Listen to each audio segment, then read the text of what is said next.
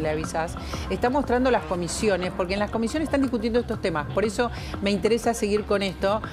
Si ustedes tienen la imagen, hay comisiones que en estos momentos también están hablando del Garrahan. Entre otras cuestiones, como decía Facundo, que se mete el gobierno, se mete el núcleo duro o se mete en general el gobierno a hacer motosierra y hay problemas. ¿Tienen la imagen? Laura me lo muestra en la compu, no lo puedo mostrar, pero ¿de qué se trata? ¿Qué es lo que está pasando ahora? En este María momento, Laura, ahora? en la Cámara de Diputados hay un plenario de comisiones encabezada por la Comisión de Salud que justamente está tratando la cuestión del Garrahan. Ahora. La crisis en el Garrahan, pero un poquito más ampliado. Lo que se está abordando es un proyecto de ley para declarar la emergencia en la salud pediátrica, ¿no? Esto incluye, por supuesto, al Hospital Garrahan, y lo que está tratando de hacer la oposición es un dictamen para actualizar los ingresos de los médicos, como así también de las distintas prestaciones que se dan en los hospitales públicos nacionales. Esto es lo que se está discutiendo ahora por emplazamiento. Vos recordás que, y lo que decía recién Facundo, ¿no? Los libertarios no quieren saber absolutamente nada de tratar este tema, absolutamente nada. ¿Por qué los libertarios no tienen hijos? ¿No puede llegar a necesitar el Garrahan? En serio, la pregunta es para todos, digamos. ¿Cuál sería el sentido? El sentido es que ellos consideran, o digamos el argumento que ellos sostienen es que, bueno, están haciendo un ajuste y, digamos... al que le toca, le toca. Al que le toca, le toca. Y bueno, ellos ya han hecho una recomposición salarial para los residentes del Garrahan. Este proyecto que está tratando la oposición... Es una recomposición para que quede claro que pasa, no sé, ponele de 400, 500 mil pesos a 800, o sea, la nada misma. Son médicos residentes que tienen 12, 15 años de formación y que no están ganando un sueldo, ya no decimos digno, para pagar lo mínimo que hay que pagar. ¿Por qué de todos modos yo no termino de entender, vengo desde ayer tratando de encontrar respuestas? ¿Por qué en algunos lugares que no hacen un número, no estás hablando de las jubilaciones, que también van a ser discutidas en el Congreso, que creo que son la mayor parte del ajuste que hemos vivido, Facundo? ¿Por qué el Garrahan, que no es un número grande, sostenerlo, digamos, operativo y con sueldos dignos? Bueno, ¿por qué? ¿Cuál es el motivo y la razón? No, a ver, eso habría que preguntárselo a los que interpretación de analista político. Uno podría decir que es posible que a veces el gobierno tome decisiones por convicciones ideológicas. Convicciones ideológicas. Puede ser que el gobierno, o bueno, Javier Milei, no esté de acuerdo en que el Estado tenga que brindar ese tipo de servicio de salud, ¿no? De hecho, lo ha expresado muchas veces públicamente. ¿Cómo sería eso? Claro, digamos, un presidente que cree, así como nos ha tocado presidentes que creían que el Estado podía hacer de todo. No, pero en el caso de los niños, a ver, vamos al punto de enfermedades complejas. Enfermedades complejas que solamente trata el Garrahan. ¿Dónde se tratarían? Bueno, cada uno la tiene que tratar donde lo pueda resolver, o el mercado debería buscar una solución. No es lo que planteo yo, pero digamos, se supone que si uno es libertario o anarcocapitalista, sostiene esto en términos de valores. Que no tiene que el Estado resolver ese tipo de problemas. Digamos, hay gente que estas enfermedades complejas no puede tomarse un avión y tratarla afuera es impagable la salud. Pero yo estoy interpretando, digo, las razones. Yo trato de interpretar, de entender. Puedo entender que un gobierno tome decisiones que quizás no son validadas por la mayoría social que lo votó, aunque después esa mayoría social lo pueda seguir votando por otras razones, y que desde el punto de vista de los valores que vos sostenés o que yo mismo puedo sostener, es más difícil de entender o de comprender. Pero digo, a mí no me resultaría novedoso que si por ahí uno está en una situación de intimidad, el presidente pueda explicarte teóricamente por qué el Estado no tiene que brindar determinado tipo de servicios. O sea, estamos hablando de teoría, claro. No, bueno, de teoría de valores. Detrás de esa teoría hay valores, y hay ideas, y hay ideología. ¿Cuál es el problema para cualquier presidente? No solo para este. Que cuando vos, tu cúmulo de decisiones cuanto más ideologizadas están y más cercanas están a las convicciones de tu núcleo duro, sí, más te dificulta la construcción de mayorías sociales, ¿no? A ver, para traducirlo en un lenguaje que el televidente de La Nación Más va a entender. Cuando Cristina Kirchner decía vamos por todo, ¿no? Se encerraba en su núcleo duro del 30% y eso hacía que se perdiera elecciones, por ejemplo. Correcto. ¿Y acá ahora, en este caso? Ahora, ¿qué pasa? Digamos, es una combinación de factores.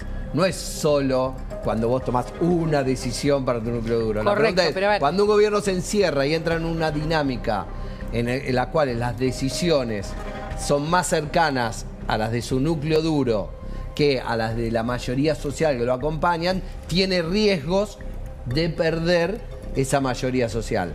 Lo que pasa es que esas decisiones no involucran una decisión que por ahí no te gusta a vos o a la mayoría, pero o a la mayoría social. Sumar... Es un combo y además que va acompañado de un gobierno que gestiona ineficientemente áreas de la economía que afectan a todos. A ver, ¿qué te quiero decir?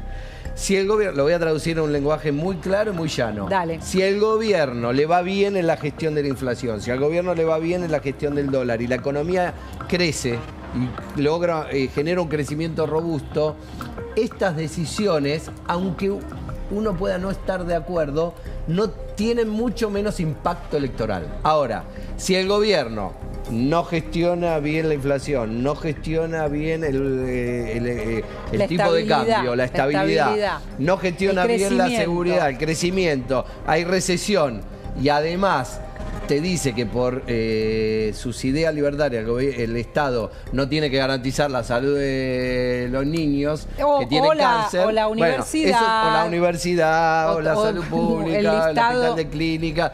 Todo el paquete importantes. Todo el paquete de cuestiones importantes. Entonces, bueno, es un equilibrio muy frágil que a veces no se ve inmediatamente, sino que se va generando como una acumulación. Pero se va generando el también... en los 90 también cerró un montón de organismos. La Argentina desapareció el tren y sin embargo gobernó 10 años. Sí. Entonces uno dice, ¿cómo puede? Bueno, ¿por qué? Porque había crecimiento económico, porque había consumo, porque había estabilidad, había otro... Entonces vos decís, yo compro el kirchnerismo hacía cosas que a mucha gente no le gustaba, pero bueno, crecía la economía, había consumo y la gente decía, bueno, me banca, no me importa esta discusión, ¿qué me importa la pelea con Clarín? ¿Qué Mientras me importa? Creciera el país... Mientras la economía funciona bien, el paquete y te incluye una mayoría. Eso siempre. Eso es siempre. Eso siempre, no es ahora. Cuando la economía funciona mal, los que no son de tu núcleo duro empiezan a decir, no me gusta tanto que no haga conferencia de prensa. Dale, ¿no te gusta que no haga conferencia de prensa o no te gusta que no crezca la economía? Claro, pero en el camino se van generando cuestiones que antes no se generaban. Mira, te voy a dar un ejemplo. Vos dijiste el menemismo, que tuvo un montón de años de estabilidad, de orden y de crecimiento, pero que generó también simultáneamente desocupación y lugares que cerraron y problemas de corrupción. Sin embargo, mira, un valor que tenía el menemismo, que acá lo que vemos es que le va a complicar las cosas y en algún momento no le va bien, que es el trato, ¿no? Claro. Digamos, todos los que hemos vivido esa época, que no tenemos 20 también años... tenía problemas con el trato y duró 12 años. ¿Quién? El kirchnerismo también tenía problemas con el trato. Pero yo fui al menemismo de ejemplo. No, está bien, pero te quiero decir, siempre vamos a encontrar un ejemplo, por eso yo digo... No, pero no es menor, porque estoy pensando también en lo que va a contar ahora Laura, que es todo el displacer y el disgusto que tiene con los legisladores. A los legisladores los han tratado muy mal, ¿no? Por momentos los tratan bien, pero en general los tratan mal. Y hay algo que tiene que ver con la defensa de cada idea de los distintos grupos políticos, pero también con el destrato. Eso también va María Laura, como pero la sociedad, penetrando en la gente. La sociedad del 2025 no es la sociedad de los 90. ¿En qué sentido? Es que ¿De qué estás hablando sobre esto? Claro, esta sociedad es mucho más tolerante con casi te diría, es una sociedad enojada, entonces mucho más tolerante con el enojo, con el maltrato, con la rabia. La gente que la grande sociedad no de los tanto. 90. La gente grande no tanto. La gente grande no son la mayoría. Pero la gente grande está en el Congreso y yo te hablaba del Congreso. No, vos decís, está bien, pero si tratan a un diputado mal, yo te puedo asegurar que hay diputados que, casi te diría, los diputados son toda gente grande. Sí, y todas. en general hacen Y lo los que les senadores conviene, más. hacen lo que les conviene políticamente. Entonces, digamos, no se ubican en política en función del trato.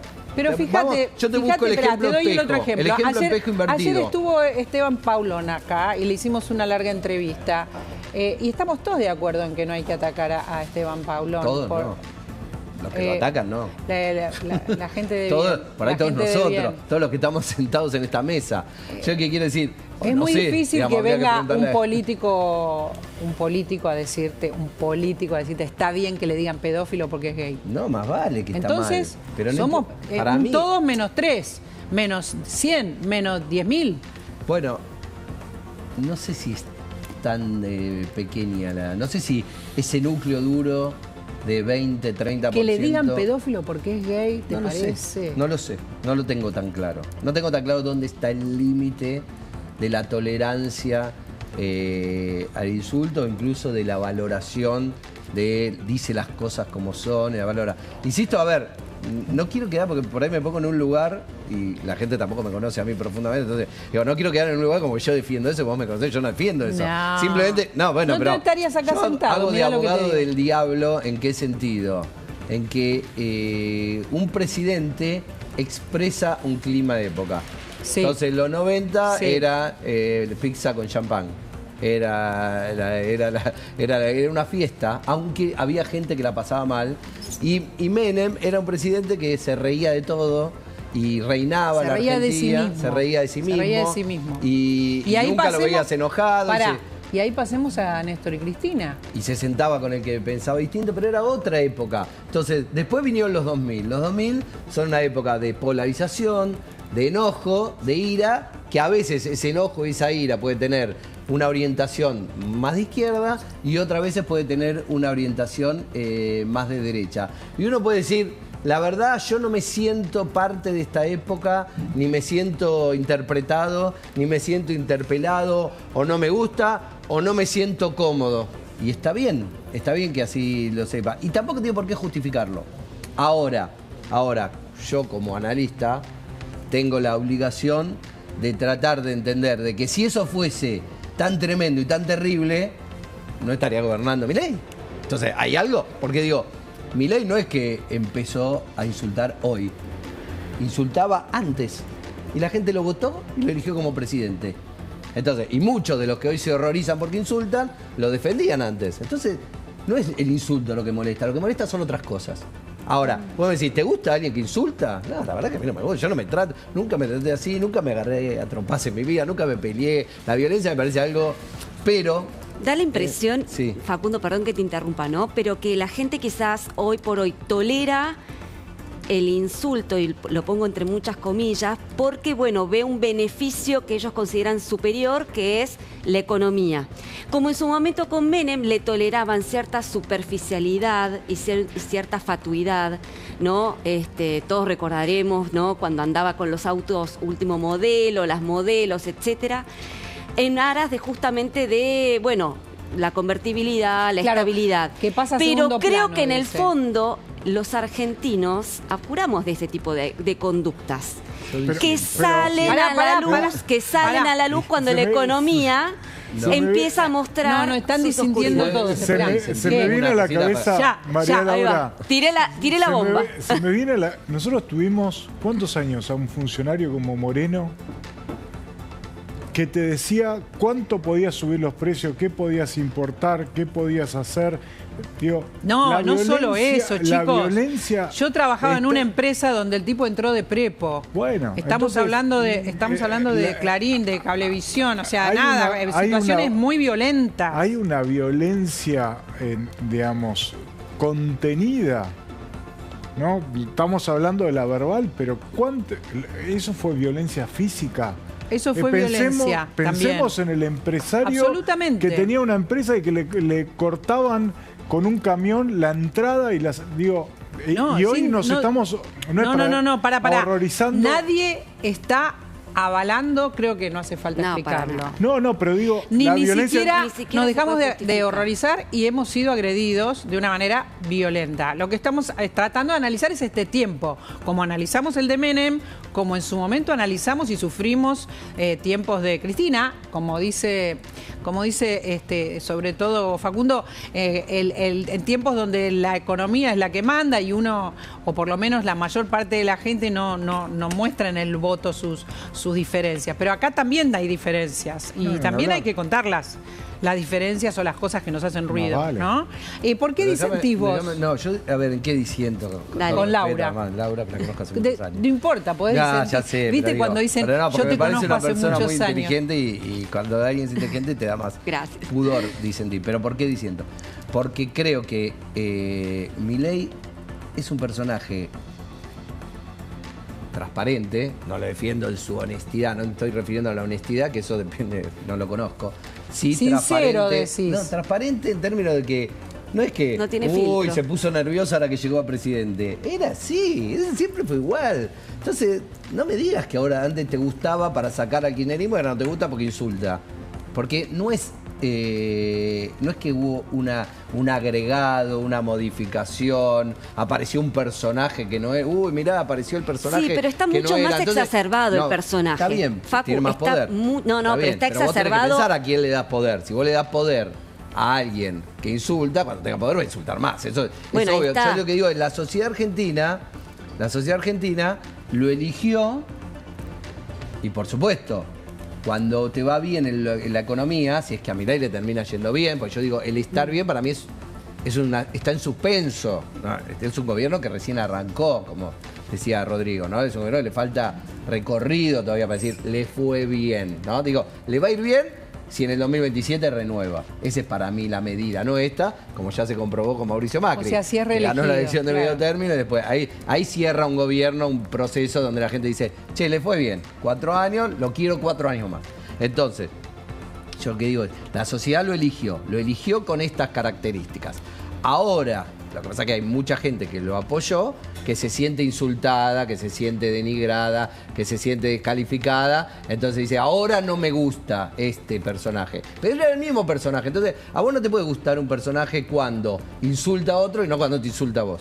Porque si vos validás el insulto, un día, como dice un amigo mío, a la vuelta venden todo. Lo que dice Laura, un día pará, te toca a vos. Lo que dice Laura es, a la gente nunca le gustó que insulte, lo votó por otra cosa, no porque Pero si insultara. antes no había resuelto nada. No Cuando porque lo eligió, insultara. pero María Laura, cuando lo eligieron, no había resuelto nada, Milei. No solo no había resuelto Pero nada. hablaba de economía. No, pero no solo no había y resuelto nada, la sino gente que quería no tenía ninguna resolverlo. experiencia en la administración pública, salvo ser diputado 2 años. Entonces, cuando Esperá. la gente también lo elige, porque en esta época, y acá esto ya es un clima de época, y tiene más que ver con la comunicación política, la gente trata de elegir políticos que se le parezcan más a ellos. Quizás en un modo exacerbado, porque bueno, nunca un presidente o un político es igual a un ciudadano de a pie, pero sí alguien que sea más llano, que hable en un lenguaje más frontal, que diga, como se dice ahora, que diga las cosas como son.